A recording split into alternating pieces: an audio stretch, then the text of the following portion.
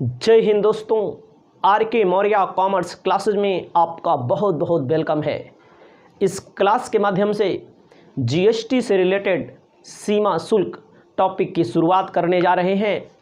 यदि आप पूरा वीडियो देखेंगे तो आपको पूरी चीज़ें ज़रूर समझ में आएंगी और आपको मैं गारंटी के साथ कहता हूं कि आपके जीएसटी के पेपर में यह टॉपिक तो पूछा ही जाएगा।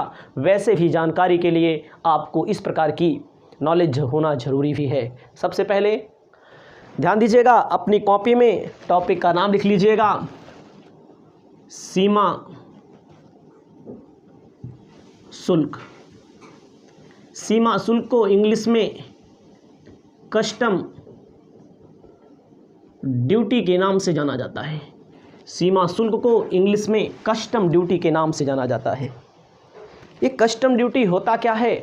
पेपर में पूछता है सीमा शुल्क से आप क्या समझते हैं, सीमा शुल्क किसे कहते हैं, कस्टम ड्यूटी किसे कहा जाता है।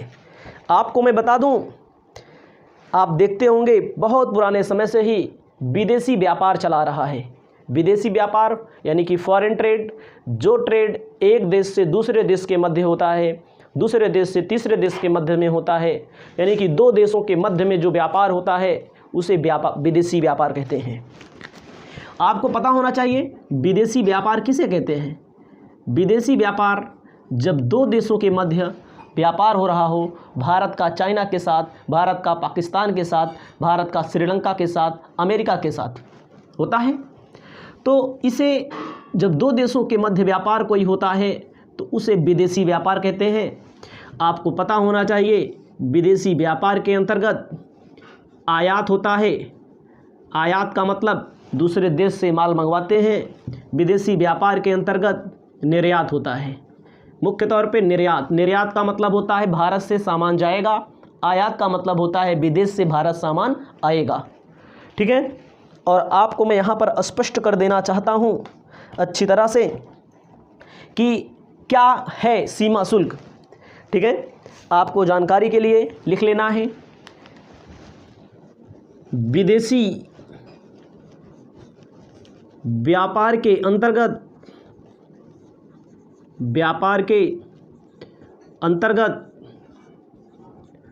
लगाए जाने वाले कर को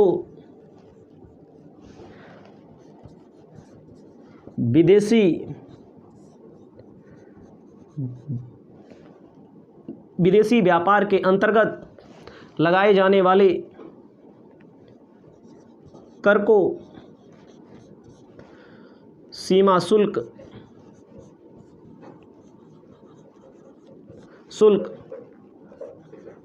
कस्टम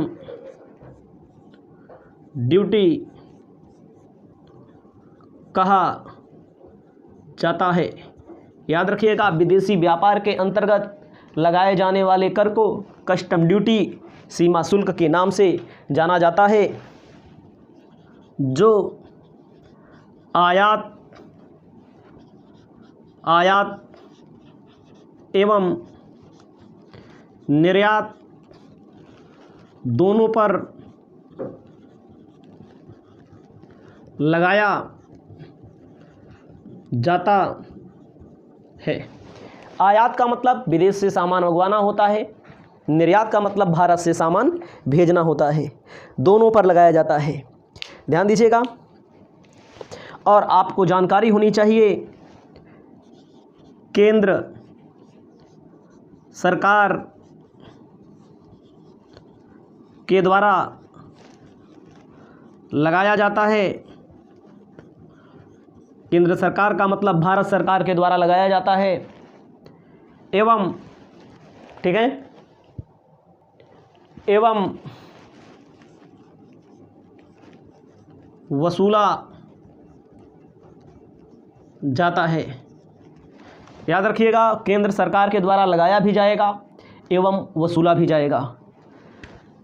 लिखना है सीमा शुल्क की केंद्रीय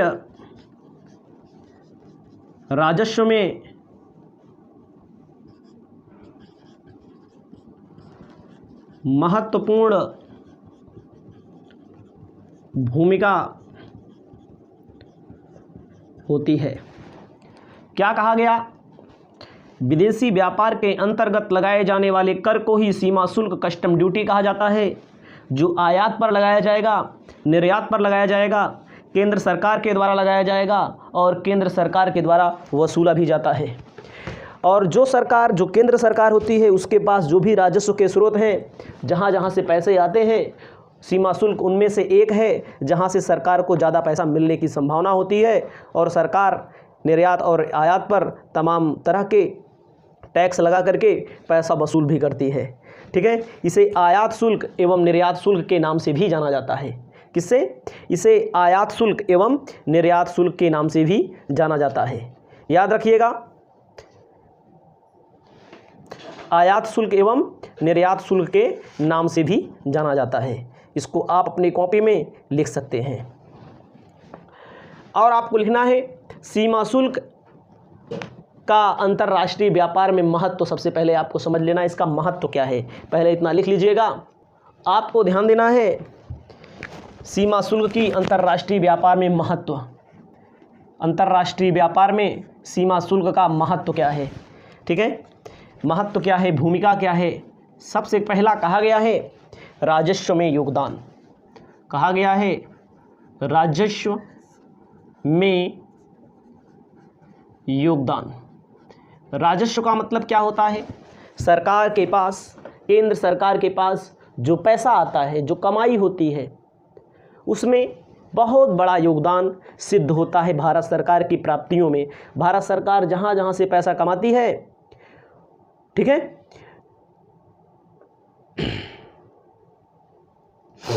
क्या हुआ, जहाँ से भारत सरकार पैसा कमाती है उससे एक स्थान और मिल जाता है। प्राप्तियों को प्राप्त करने के लिए सीमा शुल्क से भी भारत सरकार पैसा कमा लेती है। राजस्व में विशेष योगदान होता है। इससे क्या होता है? घरेलू उद्योगों को संरक्षण। समझिएगा, हेडिंग ही भले लिख रहे हैं लेकिन समझा भी दे रहे हैं। घरेलू उद्योगों को संरक्षण प्रदान करना। घरेलू उद्योग का मतलब होता है जो अपने यहाँ सामान बनते हों, जो अपने यहाँ प्रोडक्शन होता हो, उसे घरेलू उद्योग कहते हैं। कपड़ा अपने यहाँ बनता है, छोटी मोटी वस्तुएं, कापी, किताब, कलम अपने यहाँ बनती हैं। अगर यह शुल्क ना लगाया जाए, सीमा शुल्क, कस्टम ड्यूटी ना लगाया जाए, तो आपसे बता रहे हैं कि जैसे मोबाइल, चाइना वालों ने मोबाइल के मार्केट में कब्जा कर लिया है, टेक्नोलॉजी के मामले में कब्जा कर लिया है। आप समझिए, मोबाइल का नाम लेंगे तो सभी मोबाइल जिनके पास हैं, 90% लोगों के पास, क्या 95% लोगों के पास या उससे ज़्यादा भी चाइना का ही मोबाइल है। अगर सरकार कस्टम ड्यूटी जो लगा देती है तो इससे निर्यात करने पर या आयात करने पर, मतलब कि आयात करने पर टैक्स ज़्यादा देना पड़ता है मंगवाने पर।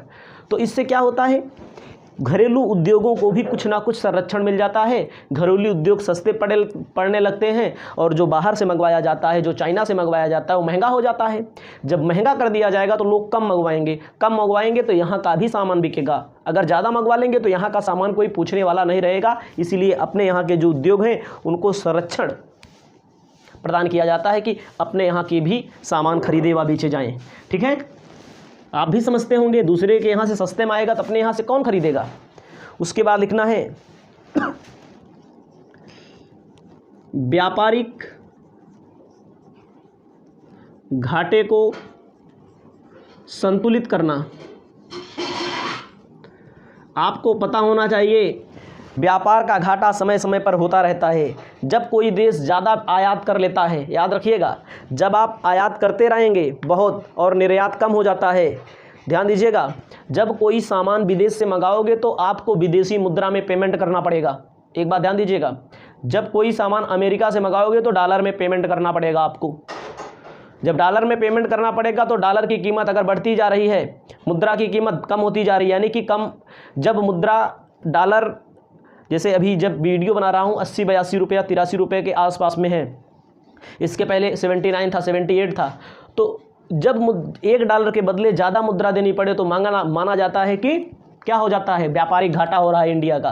व्यापारिक घाटे को संतुलित करने के लिए सरकार क्या कर देती है, सीमा शुल्क कस्टम ड्यूटी बढ़ा देती है, जिससे सरकार व्यापारिक घाटा की भी पूर्ति कर सकती है। उसके बाद चौथा नंबर के बाद आता है तस्करी पर नियंत्रण। तस्करी का मतलब ऐसा कोई सामान जो विदेश से भारत में आ रहा हो और अवैध भी होता है।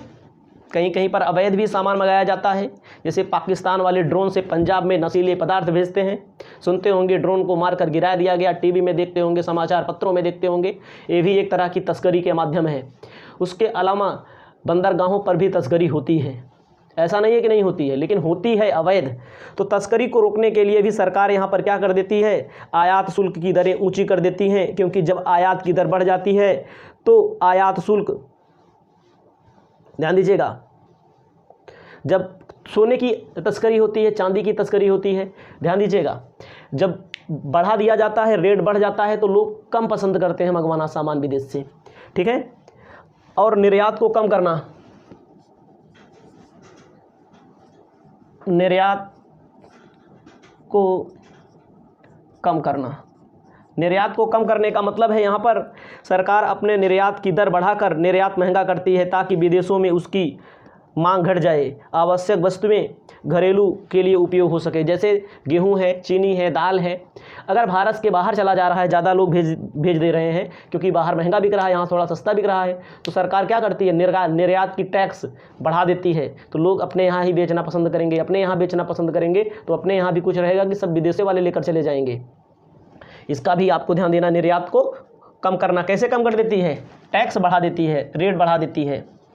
छठा नंबर आपको लिखना है, ठीक है, विदेशी मुद्रा की बचत करना। विदेशी मुद्रा अगर बची रहेगी तभी तो विदेश से सामान खरीदोगे। जब आपके जेब में पैसा रहेगा,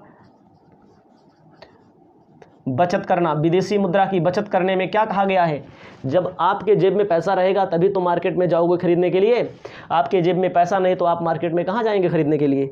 तो विदेशी मुद्रा को अगर बचत कराना है तो आयात को कम कर दिया जाता है, शुल्क को कम कर दिया जाता है। डंपिंग को रोकना, सातवां नंबर लिखना है, डंपिंग को रोकना।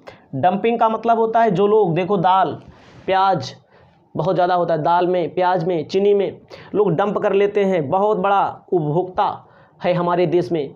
जब एक ही व्यक्ति के हाथ में पूरा का पूरा डंप कर लिया जाएगा सामान, जैसे आप सुने होंगे कृषि बिल आया था जो मोदी सरकार द्वारा वापस लिया गया, जो लोग एक साल धरने पर बैठे थे, तो ऐसे थोड़ी बैठे थे।